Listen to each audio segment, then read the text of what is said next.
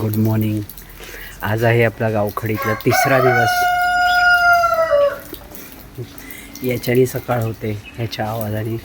आज पण पाऊस आहे, हे बघा. थोडा थोडा पाऊस आहे, बट आहे.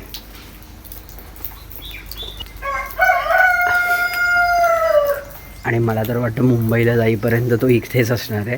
इनफॅक्ट आता मुंबईला पाऊस नाही आहे, मुंबईला गरम होतं आहे, पण इथे धो पाऊस आहे. रात्रीचा तो धो असतो, दिवसाचा थोडा आत्ता कमी आहे, पुढचं नाही सांगू शकत. सो आजचा काहीच प्लॅन नाही आहे. घरी बसायचं, आराम करायचं, कपडे सुकवायचे बस.